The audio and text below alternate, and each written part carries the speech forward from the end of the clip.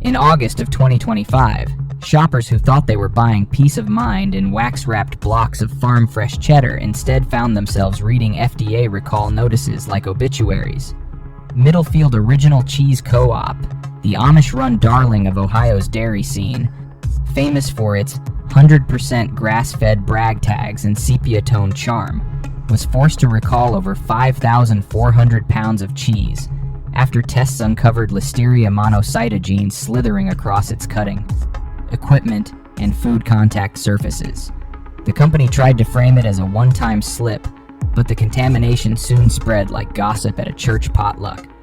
By early September, they had expanded the recall to include Gouda, Swiss, Monterey Jack, Pepper Jack, mozzarella provolone blends, white cheddar, and even a kitschy novelty called Dilly Pickle Monterey Jack under its Middlefield, Copia Collective, and Farmer's Cheese labels.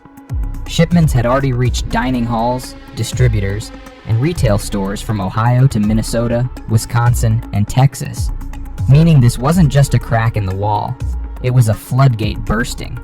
What inspectors saw inside the plant looked less like an Amish creamery and more like the set of a low-budget contagion film.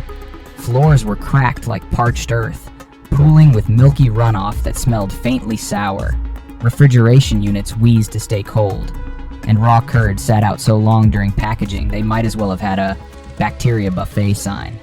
Workers were caught wiping sweat from their foreheads and then scrubbing cheese molds with the same rag, as if cross-contamination were just a rumor.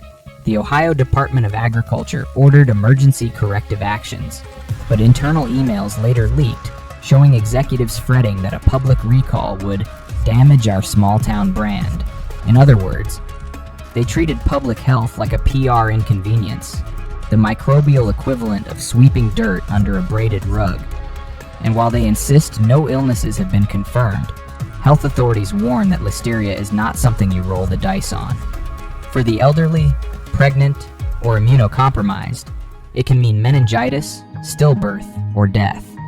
The fact that it was found not just in finished products but on the equipment itself means it was likely lurking there for months, hitching rides from one batch to the next.